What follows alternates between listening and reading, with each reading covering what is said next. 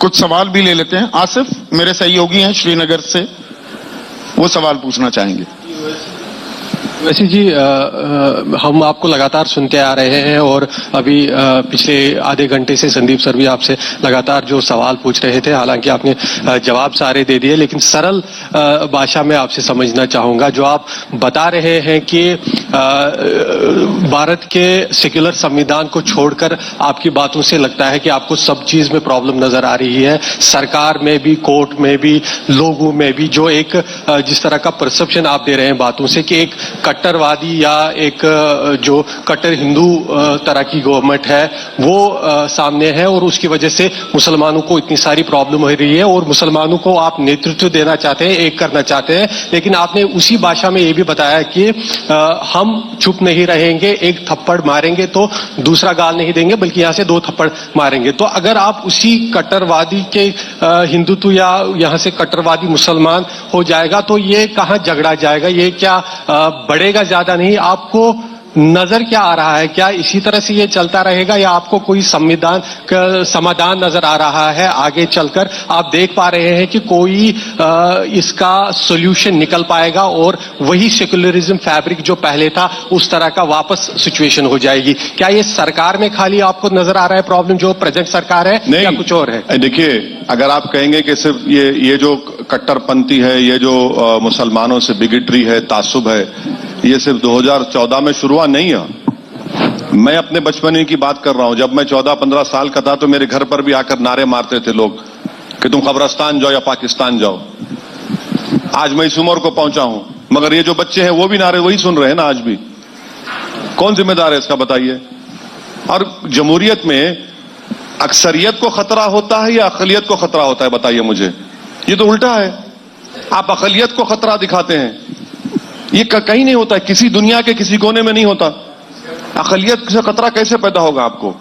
हम कह रहे हैं कि भारत के संविधान में जो फंडामेंटल राइट्स हैं, जो हमारे बुजुर्गों ने उन ख्वाबों को पूरा करने के लिए जो प्रियम्बल में कहा, आप उसको पूरा करिए ना। अपनी कॉन्स्टिट्यूशनल ड्यूटीज को डिस्चार्ज करिए। आप अपनी कॉन्स्टिट्यूशनल ड्यूटीज को डिस्चार्ज बराबर नहीं करना चाहते। मुझे कोर्ट पर भरोसा है और रहेगा। मुझे उन रूलिंग पार्टीज पर कोई भरोसा नहीं है जो संविधान पर ओथ तो लेते मगर बातचीत दूसरी करते हैं, जो अपनी आइडियोलॉजी को प्रमोट करने की बात करते हैं, जो भारत के संविधान से राइट ऑपोजिट है। वो राइट ऑपोजिट है। राजीव सवाल पूछना चाहेंगे। ओवैसी साहब, मेरा सवाल यह है कि 2014 के बाद नरेंद्र मोदी देश के नेता तो बने ही, अब दुनिया के नेता बनने की तरफ आगे हैं। इसी तरह 2014 से ही आप हैदराबाद या थोड़ा महाराष्ट्र को जोड़ दें, उसके बाद देश के नेता बनने लगे। आपका भी दायरा बढ़ता जा रहा है। 2 ही आदमी देश में हैं, एक नरेंद्र मोदी, दूसरे ओवैसी, जिसका ग्राफ पिछले 7 सालों में बढ़ा है। तो ये कोइंसिडेंस है या स्ट्रेटेजी? अब आप पर 120B का केस बुक होने वाला है। आप पर, आप नजरों में आ चुके हैं। आपकी हिम्मत कैसा हुई कि मोदी जी को आप देश के बाहर कर रहे हैं? आप पर अब होगा। अब वो जब देश के बाहर देख रहे हैं तो हम देश की हम फिक्र कर रहे हैं कि उनको बाहर की फिक्र है तो हम देश की फिक्र कर रहे हैं। नहीं, पर जो एक सवाल वो जो छुपा रह गया, पॉपुलैरिटी, मतलब लगातार एक तरफ मोदी साहब, एक तरफ असदुद्दीन ओवैसी की पॉपुलैरिटी बढ़ती जा रही है। नहीं, देखिए राजनीति के ओवैसी साहब कुछ कहता है। मतलब मेरा ये कहना है, तू जहां जहां चलेगा मेरा साया साथ होगा। ऐसा है ना सर कि ये गाने हम बहुत सुने, ये अब मेरे कान को नहीं लुभाते, क्योंकि मेरे साये से डर होता है लोगों को, मेरे पड़ोसी को मेरे साये से डर होता है। तो अब मैं क्या करूं उसको? तो साये से डर लगता है। देखिए, और आप ये कह रहे हैं this is going to be a very very very long long long night. इसका जल्द कोई सवेरा नहीं होने वाला है। हाँ, वो कोई शायर को बोलेंगे तो वो बोलेगा नहीं ओवैसी ने गलत कहा, फौरन पढ़ देगा एक शेर। पर आप आशावादी, रात की सुबह होगी, प्रकाश होगा, सब वो बोल देंगे। हाँ। मगर हकीकत तो ये है ना। तो आप आशावादी हैं? हम यकीनन, हम देखिए, उम्मीद पे दुनिया कायम है। मैं अल्लाह से पुरुम्मीद हूं। मुझे यकीन है कि आज नहीं तो कल ये हालात बदलेंगे। मगर याद रखिए, हमको ये बतलाया गया, हमारे बुजुर्गों ने बताया कि कुरान में अल्लाह ने कहा कि अल्लाह उन लोगों को कभी नहीं बदलता जो अपने आप को बदलने के लिए तैयार नहीं है। अगर आप बदलने के लिए तैयार हो जाएंगे तो हालात बदलेंगे। अगर आप स्टेटस को में खुश हैं, इसी बेइज्जती में, इसी ही वाहियात गुफ्तगू और बातें सुनते रहेंगे, तो फिर आप सुनते रहिए। कोई उठेगा, उठ बांध कमर, फिर देख खुदा क्या करता है, हिम्मत अगर बाकी है। तो ये तो इसको याद रखना है ना, हिम्मत अगर बाकी है तो उठो, अपनी कमर बांधो, जिद्दोजहद करो। भारत का संविधान तुमसे मुतालबा करता है, अगर मुजाहिदीन आजादी को कोई खिराज अकीदत पेश करना है तो तूफानों का रुख मोड़ो। ये बातिल तूफान है, डरने की जरूरत नहीं है। डरना किस बात का? ये देश हमारा है ना, यहां जीना, यहां मरना, पैदा यहां हो, यहीं रहेंगे इंशाअल्लाह ताला। मगर अगर समझौता कर लेंगे और हालात से बदल जाएंगे तो फिर बदलेंगे नहीं हालात। तो फिर हालात नहीं बदलेंगे, लेकिन हालात बदलने की लड़ाई लड़ने का दावा कर रहे हैं असदुद्दीन ओवैसी, और इसीलिए उत्तर प्रदेश की जमीन पर भी ताल ठोक रहे हैं। लेकिन 75 साल आजादी की वर्षगांठ मनाने के बाद क्या पूरे देश को भी बतौर समाज हमें भी थोड़ा गिरेबान में झांकने की जरूरत है, सभी को, जिसमें असदुद्दीन ओवैसी को भी शामिल करूंगा। कल सुकून मिलता है, कारण क्या है, जाते क्यों हैं? जाते इसलिए है क्योंकि एक तो हमको भारत के संविधान में, भारत की जमहूरियत में हमको यकीन है, लोगों को उसमें और एतमाद दिलाया जाए। और बुनियादी वजह यह है कि जो पार्टीज ने पिछले 60 साल से वोट लिया और सेकुलरिज्म के नाम पर वोट लिया, डाइवर्सिटी के नाम पर वोट लिया, डेवलपमेंट के नाम पर वोट लिया, तो वोट तो उनको मिलता रहा, वो अपने महल तो तामीर करते रहे। मगर हमारा मुकद्दर, माने हमारा मुकद्दर से मुराद जो माइनॉरिटी और दलित है, उनका मुकद्दर तो गरीबी, मुफलिसी, बेरोजगारी और जेल में सड़ना बन गया।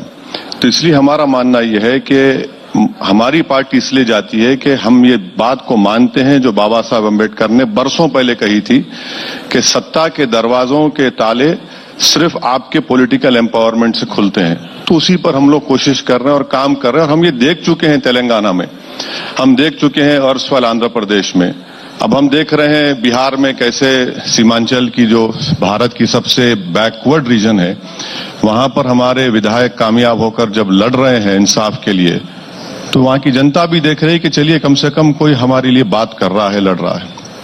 आपको लगता है कि छलावा हुआ है, जो अकलियत है, जो गरीब है, गुरबा है, उसे महज एक वोट बैंक बनाकर कैद कर लिया अलग अलग पार्टियों ने? बिल्कुल बिल्कुल, इसके बस चुनाव से पहले उनको कुछ फ्रीबीज दे दी, कुछ रेवड़ियां बांट दी, वोट ले लिए और वो वहीं के वहीं रह गए। उसी दर्द के चलते हैदराबाद अपने गढ़ से, अपने किले से निकल पड़ते हैं पतंग उड़ाने के लिए असदुद्दीन ओवैसी। नहीं, हमने हैदराबाद की आवाम से ये भी कहकर वोट मांगा था कि आप हमको कामयाब करिए, हम भारत के कोने कोने में जाकर हम अपनी लड़ाई को जारी रखेंगे।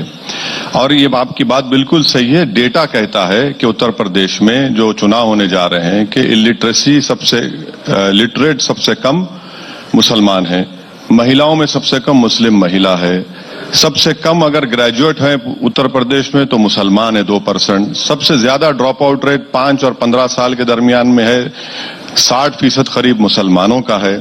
जेल में अगर कोई सबसे ज्यादा अंडर ट्रायल है तो 27% मुसलमान है। तो ये क्या है बताइए ना। एनकाउंटर भी अगर होता है योगी राज में तो 37% मुसलमान उसमें मारे जाते हैं। तो ये हर एतबार से कोई पॉलिटिकल एम्पावरमेंट नाम की चीज ही नहीं है। तो जब तक उत्तर प्रदेश में जिस तरह मुख्तलिफ समाज और बरादरियों ने अपनी अपनी लीडरशिप को पैदा किया, अपनी लीडर को, नेता को पैदा किया और अपने प्रॉब्लम्स को हल कर रहे हैं, मैं नहीं कह रहा हूं सब हल हो गए, हल कर रहे हैं। यहां पर ऐसा मामला है कि 19% की आबादी है और सिर्फ हर इलेक्शन में डराया जाता है, डरा डरा कर वोट हासिल किया जाता है और उसके बाद सब भूल जाते हैं। अब तो यह हाल हो गया कि अब तो नाम लेने से कतराते हैं, लफ्ज मुसलमान का नाम लेने से। तो आप भी तो मुसलमानों को डरा ही रहे हैं ना, उनको और डरा रहे हैं, ये ऐसा कर रहे हैं और उनकी वोट हासिल कर रहे हैं। बिल्कुल नहीं, हम तो ये एम्पिरिकल डेटा उनके सामने रख रहे हैं। हम उनसे ये भी कह रहे हैं कि जब उत्तर प्रदेश में भारत की आजादी के बाद, पार्टीशन के बाद 50,000 लोग अगर अपने घर से बेघर हुए तो किसकी सरकार थी? किसकी सरकार थी? कौन उन पर केस नहीं चलाया? तो ये सब चीजें हैं, ये तो इश्यूज हैं, इस पर तो कोई बात करने को तैयार नहीं है। तो बोले वोट डालो, बस वोट डालते रहो। हम ये कह रहे हैं कि वोट भी डालेंगे और अपने लीडरशिप को, अपने नेता को बनाएंगे और भारत के सियासत में अपना हिस्सा भी लेकर रहेंगे।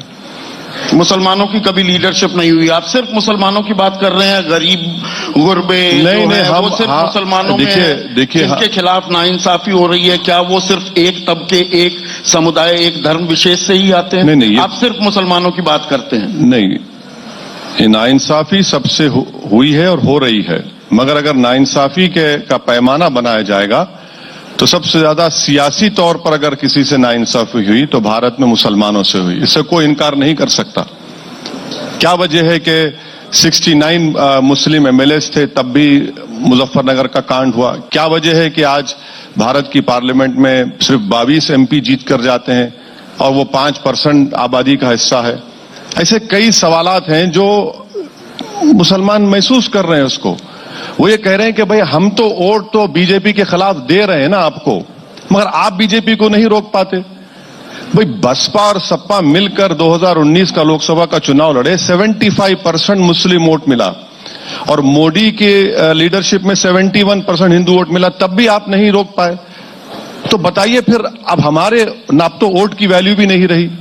तो फिर यही तो हम बता रहे हैं कि आप अपनी लीडरशिप को पैदा करिए, आपके मसाइल के हल होंगे और आपकी आवाज उठेगी। ये जो सबसर्विएंट नेचर बना दिया गया कि भाई आप सिर्फ वोट डालेंगे और आप हमारे कैदी हैं, आप खामोश बैठे रहिए, कुछ मत बोलिए, हम नेतागिरी करेंगे, हम आपका और मुख्यमंत्री बन जाएंगे और आप सिर्फ हम जो देंगे, कभी इफ्तार की पार्टी में हम आ जाएंगे तो हमको खजूर खिला दीजिए, कभी रमजान आएगा तो दरगाह का उर्स आएगा तो हम फूल चढ़ा देंगे मजार पर आकर। तो ये तो हमारे मसाइल नहीं है ना। हमारे मसाइल तो सोशली, एजुकेशनली, और ये इसका रास ताल्लुक, इसका कनेक्शन पॉलिटिकल एम्पावरमेंट से है।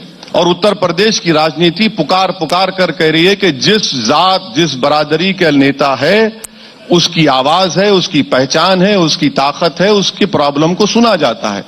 ये रियलिटी है। तो आप जो कह रहे हैं शैक्षणिक खाई है, आर्थिक खाई है, राजनीतिक खाई है, पर दरअसल जो ये सामाजिक खाई, जो ये गंगा जमनी तहजीब की हम बात करते हैं, उत्तर प्रदेश में बैठे हैं, ये जो खाई है, जो दरार है, वो दरअसल आप और नहीं बढ़ा रहे हैं। आप बीजेपी पर अगर हिंदू कट्टरता को बढ़ावा देने का आरोप लगाते हैं, आप गाहे बगाहे मुस्लिम कट्टरपंथियों को और हवा नहीं देते हैं क्या? देखिए सर, गंगा जमनी तहजीब जो है ना, वो मुशायरों में अच्छी लगती है, एक शायर के मुंह से जब कलाम निकलता है, मगर रियलिटी में कहीं गंगा जमुनी नजर नहीं आता है। यहां से थोड़ी दूर पे कानपुर है, एक मुस्लिम 10 साल की बच्ची अपने बाप को लपेट कर रो रही है और मारने वालों से कह रही है कि मेरे वालिद को मत मारो, तो पुलिस की मौजूदगी में उसको मारा जाता है। वो गंगा जमुनी तहजीब की मिसाल पेश करेंगे आप। जो उत्तर प्रदेश का एक लड़का मध्य प्रदेश जाकर जो चौरी चौरा का इंसिडेंट हुआ, उन्हीं की बरादरी का है, वो मंसूरी चूड़ियां बेचता है तो आप उसको मारते हैं। ये गंगा जमुनी तहजीब है। अगर कोई ठेला बंडी पे कारोबार करता है तो उसको पूछते तेरा आधार कार्ड क्या है, ये गंगा जमुनी तहजीब है।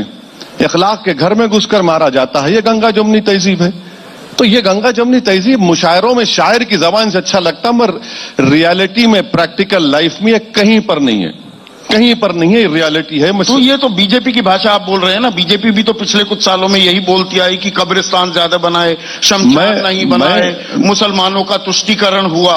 आप वही चीज कह रहे हैं। वो हिंदुओं की बात करते हैं, आप उसी चीज के क्या पूरक बन जाते हैं, ऑल्टर ईगो बन जाते हैं बीजेपी के? नहीं, मैं भारत की इस प्लूरल डाइवर्सिटी को प्रोटेक्ट करने की बात कर रहा हूं।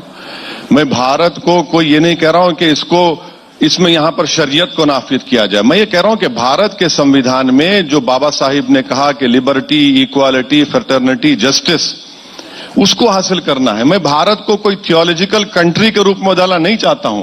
मैं ये कह रहा हूं कि हमारे भारत की जो जमहूरियत है वो पार्टिसिपेटिव फॉर्म ऑफ डेमोक्रेसी है, शिराकतदारी की डेमोक्रेसी है।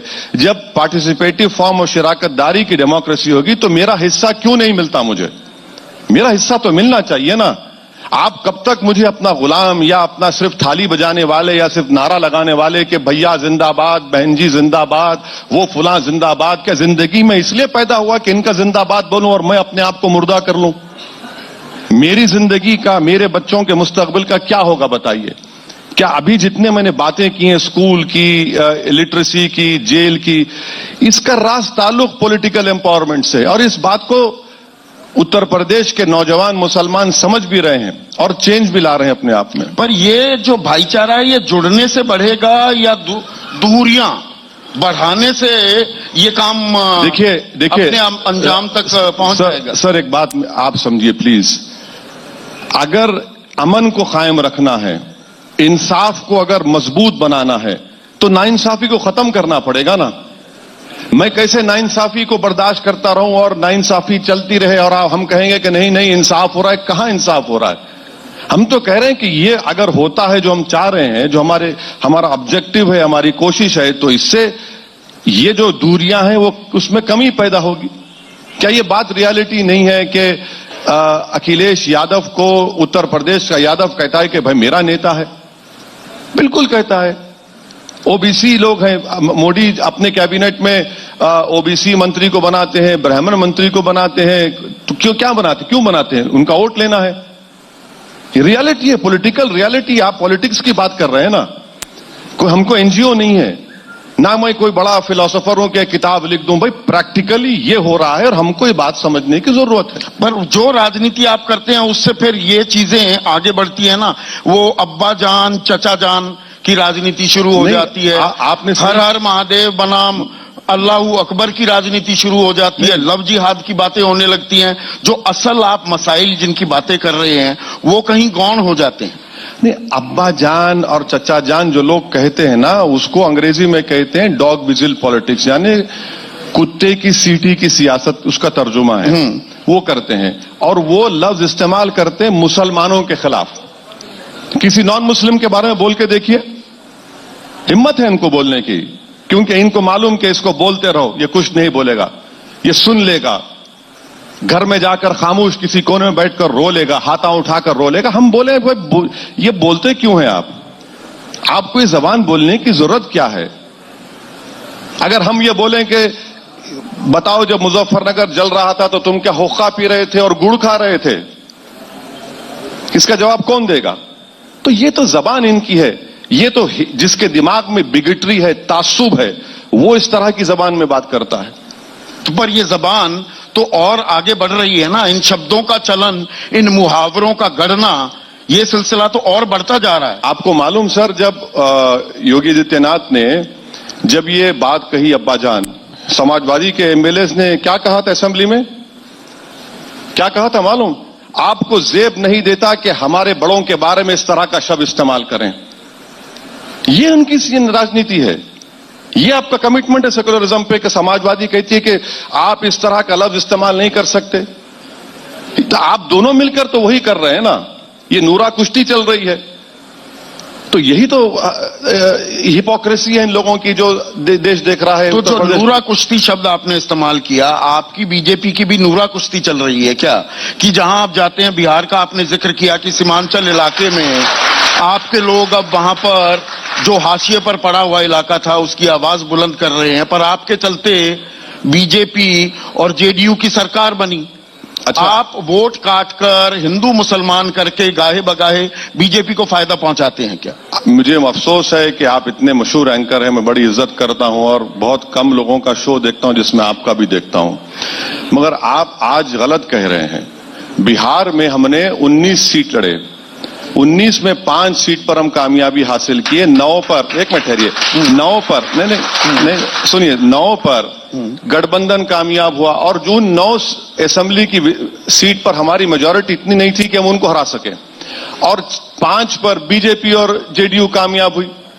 बताइए, हम चैलेंज करते हैं, हमारे जाने से कहां बीजेपी को फायदा हुआ? कभी प्रोग्राम करवा लीजिए, ये पूरे सो कॉल्ड सेकुलर पार्टीज को बिठा दीजिए, 5 मिनट में भाग जाएंगे उठ के यहां से, 5 मिनट में।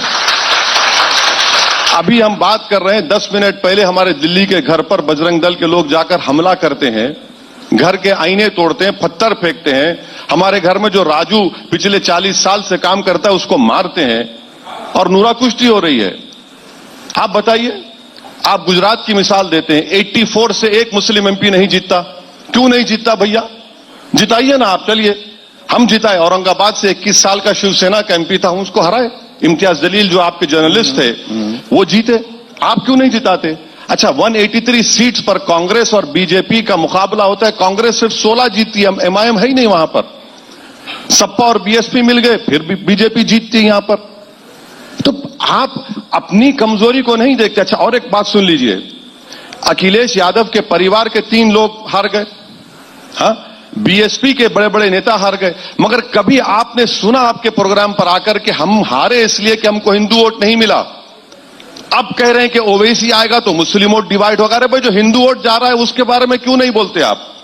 मुंह नहीं खोल सकते, डरते हैं बोलने के लिए। सच्चाई यह है कि आपको बोलना चाहिए कि भाई यादव भाग गया बीजेपी की तरफ, आप नहीं बोलते। आप बोलते हैं मुसलमान को, भाई हम क्या हम सिर्फ यही बातें सुनते रहेंगे? तो मतलब आप ये कह रहे हैं कि आप पर जो ये आरोप लगाए जाते हैं वो दरअसल ये कि दो मुंहेपन की राजनीति आजकल हावी हो गई है, सीएए हो, एनआरसी हो, अनुच्छेद 370 का हटाना हो, उस पर असदुद्दीन ओवैसी मुखर होकर बोलते हैं और बाकी पार्टियां कहीं ना कहीं चुप्पी साध जाती हैं। सर, चुप भी नहीं रहते। अनलॉफुल एक्टिविटीज प्रिवेंशन एक्ट, जिसमें दिल्ली में बैठा हुआ एनआईए का एक इंस्पेक्टर यूपी के किसी एक शख्स को कह देगा कि तुम टेररिस्ट हो, उस बिल की तायीद कांग्रेस और समाजवादी पार्टी ने की, राज्यसभा में कांग्रेस ने तायीद की।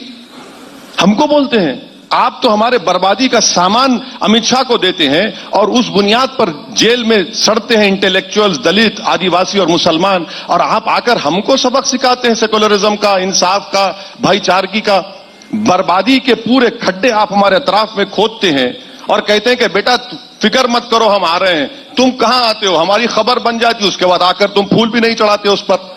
ये रियलिटी है, इससे कोई इनकार नहीं कर सकता। पर रियलिटी ये भी है, आपके जो भाई हैं उनके वीडियो भी वायरल होते हैं कि हाथ काट देंगे, थोड़ी देर छोड़कर देखिए, वो रियलिटी भी एक सामने आती है। अरे देखिए ना, वो रियलिटी है नहीं है, मगर हर डिस्कशन में हमारे भाई को ला लेते हैं आप। मैं बड़ा भाई हूं, आप मुझसे बात करिए ना, उन पे केस चल रहा है। अब आप उनको क्या बोलेंगे जो कहे थे कि मुसलमानों की महिलाओं की खबरों से उनकी लाश निकालकर उनको रेप करो? वो कहां, कौन सी पार्टी में बैठा है? बताइए आप, कौन सी पार्टी में बैठा है जिसने इस तरह के शब्द इस्तेमाल करे, जिसने कहा कि खबरों से मुस्लिम महिलाओं की लाशों को निकालकर उनका रेप करो?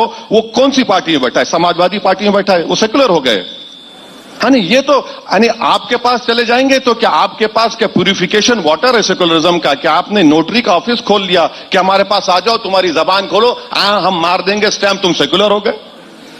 ये तो जानवरों से होता है ना, आप तो ये कर रहे हैं। तो प्योरिफिकेशन वाटर क्या आपके पास है कि अतीक अहमद, मुख्तार अंसारी को आप अपने दरवाजे खोल देते हैं कि आ जाइए, उनके लिए बाकी पार्टियां दरवाजे बंद नहीं, हम ये नहीं, आप बाहुबलियों को अपनी पार्टी में ले आते हैं, उससे कौन सी बराबरी हम ये कह रहे हैं को आप आगे बढ़ा रहे हैं? हम ये कह रहे हैं कि अतीक हो, मुख्तार हो या शहाब हो, ये गिल्टी अंटिल प्रूव्ड इनोसेंट, और जब प्रज्ञा का नाम आएगा तो इनोसेंट अंटिल प्रूवन गिल्टी है।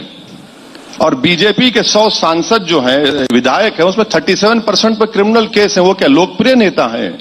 मुजफ्फरनगर के कांड में 77 केसेस योगी सरकार ने विड्रॉ कर लिए, जिसमें उनके बीजेपी के लीडर्स हैं। क्यों विड्रॉ किया आपने?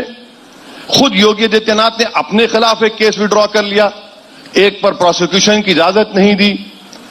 तो आप जब आप करेंगे तो बहुत खूब, और हम करेंगे गैंगस्टर हैं, बाहुबली हैं, क्या क्या लग जाता है। पर असदुद्दीन साहब देखिए, आप एक बेहतरीन लॉयर भी हैं। मैं लॉयर, आज आप वकील की तरह भी बोल रहे हैं कि भाई इनोसेंट अंटिल प्रूवन गिल्टी। बिल्कुल तो सच, सबको नहीं सच है ना, ये तो ये नॉन फैक्ट है ना। मुख्तार अंसारी, अतीक अहमद, हाँ। वो कुख्यात बाहुबली है। नहीं सुनिए तो, हाँ। ये हम नाम लें और एक एमपी का जो ओथ नहीं ले सका, ग्रीवियस चार्जेस हैं बीजेपी के, दूसरे पार्टीज के जो महिलाओं के खिलाफ उनके केसेस चल रहे हैं, उनकी कोई बात ही नहीं होती।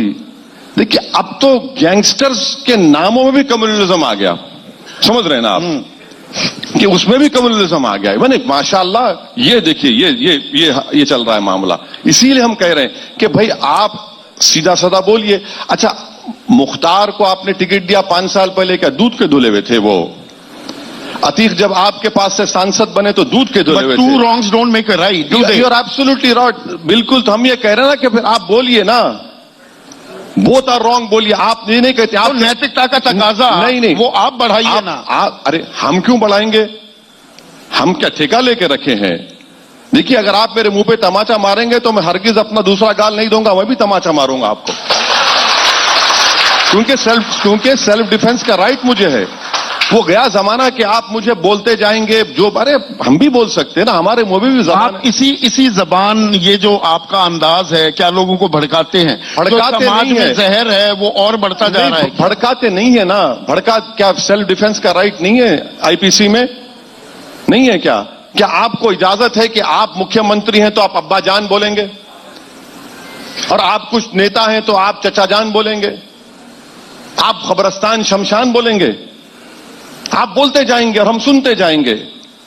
हम क्या कोई मुशायरे के लोग बैठे हैं, वाह वाह वाह वाह मुकर्रर, दोबारा इरशाद कहेंगे? हम बोलेंगे नहीं, नहीं बोलने देंगे, हम भी बोलेंगे। फिर ये कैसे होगा बताइए ना?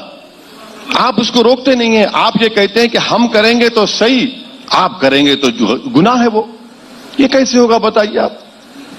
तो ऐसे में 75 साल आजादी की वर्षगांठ हमने मनाई पिछले महीने, ओवैसी साहब, और हमने ये बंटवारा, जो ये तकसीम झेली, यही वो मजहब की सियासी दुकानदारी जो के.एम. अशरफ साहब कहते थे, उसकी देन थी। और जो यहां पर मुसलमान रहे वो प्राउड इंडियंस थे।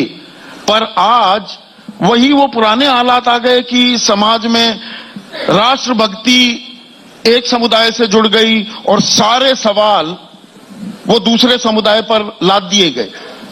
क्या हम रिविजिट कर रहे हैं इतिहास से, कुछ नहीं सीखते?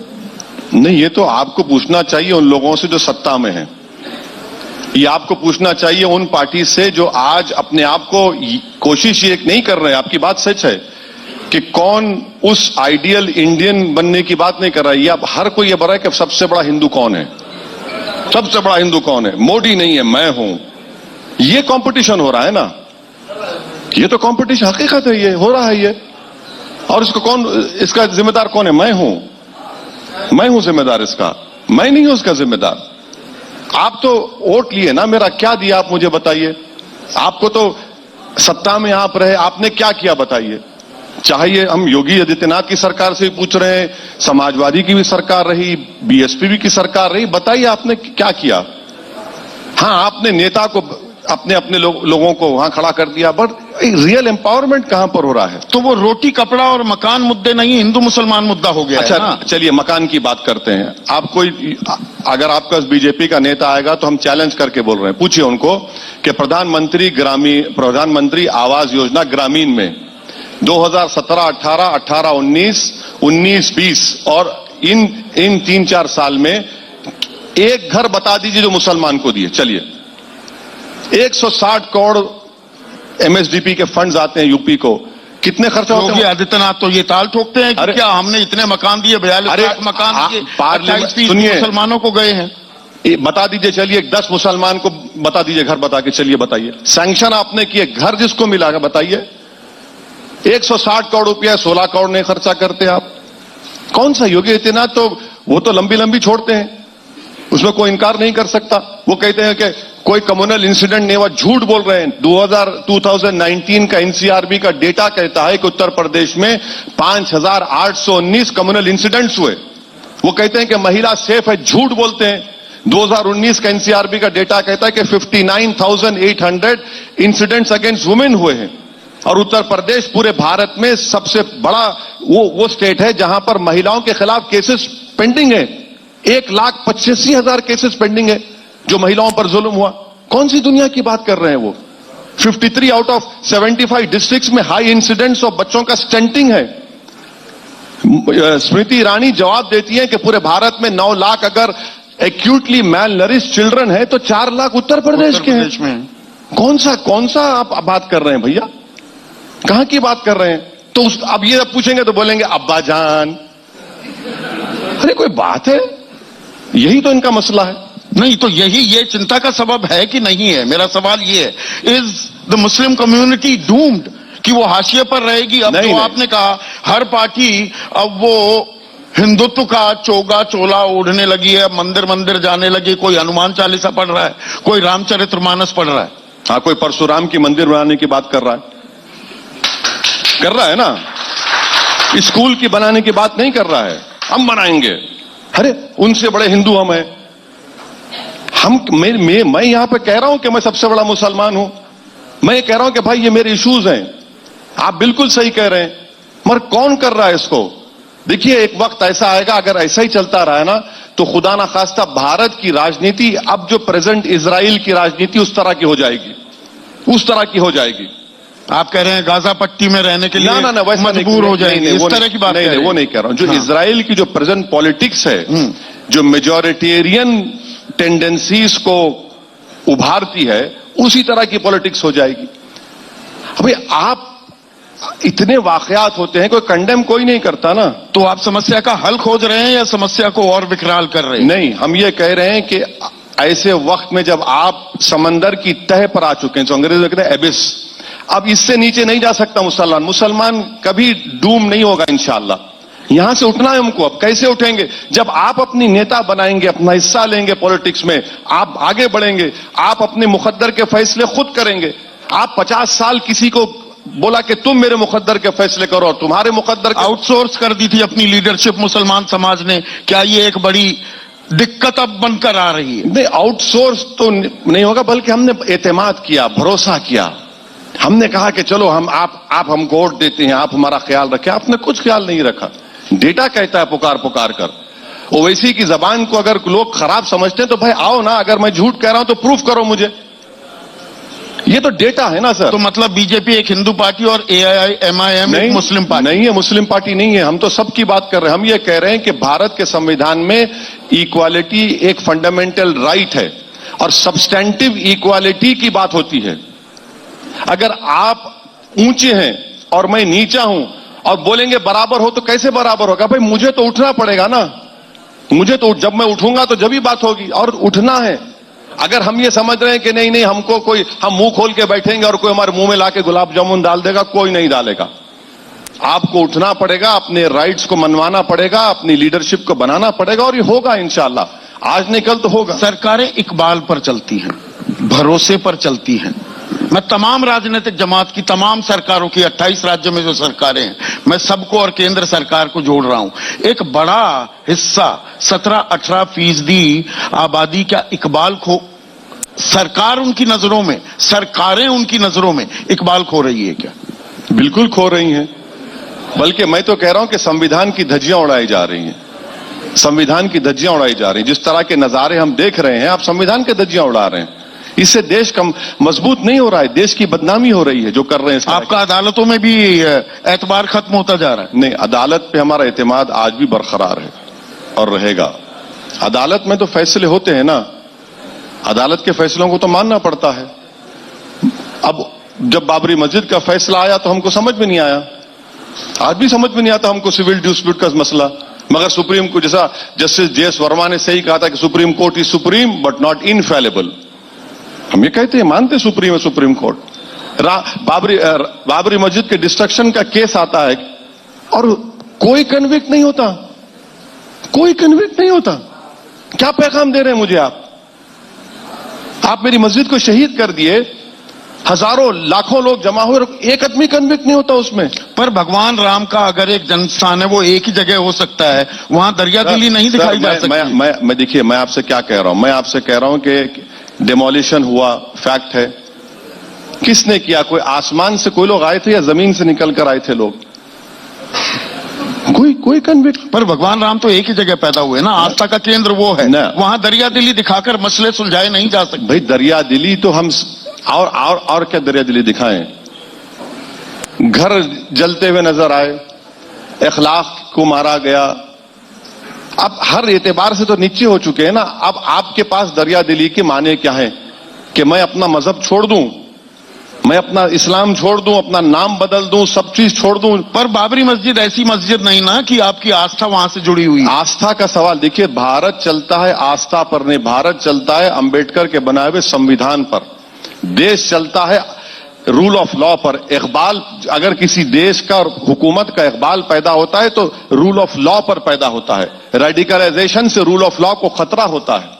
रेडिकलाइज कौन हो रहा है बताइए?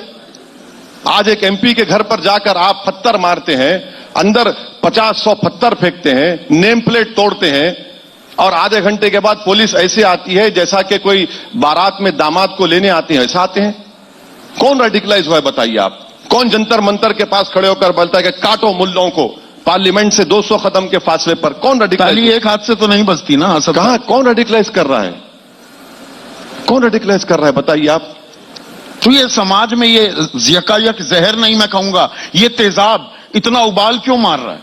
ये तो यही तो हम कह रहे हैं कि आप जितने पॉलिटिकल पार्टीज हैं वो सब इसको प्रमोट कर रहे हैं, इस तरह के बिहेवियर को, क्योंकि वो ये समझते हैं कि हमको मेजॉरिटी कम्युनिटी का वोट मिल जाएगा। आपको वोट मिल जाएगा मगर देश का क्या होगा बताइए? आप नेता, आप मुख्यमंत्री बन जाएंगे, प्रधानमंत्री तो बन जाएंगे, मगर जैसा आप इकबाल की बात कर रहे हैं, इकबाल का क्या होगा बताइए आप? यही तो ये सोचने की बात है। तो ये राजनीति जो नैरेटिव जो चलाए जा रहे हैं, क्या ये बदले भी जा सकते हैं, या they are here to stay for a long long long time? This will stay for a very long long time. ये रात बड़ी लंबी रहने वाली है, ये लंबी रात होने वाली है। इस रात की इतनी जल्दी सुबह नहीं होगी, इतना याद रखिए। और अगर कोई मेरी बात सुन रहा है तो यकीन करेगा ये रात बड़ी लंबी होने वाली है और गहरी लंबी रात होने वाली है। ये झूठ बोलते हैं लोग जो कहते हैं नहीं कल सुबह सूरज निकल जाएगा। हां, सूरज निकल देगा, आसमान पर तारे रहेंगे, मगर मैं जिस अंधेरी रात की बात कर रहा हूं, जो वो हम जानते हैं ना क्या हो रहा है।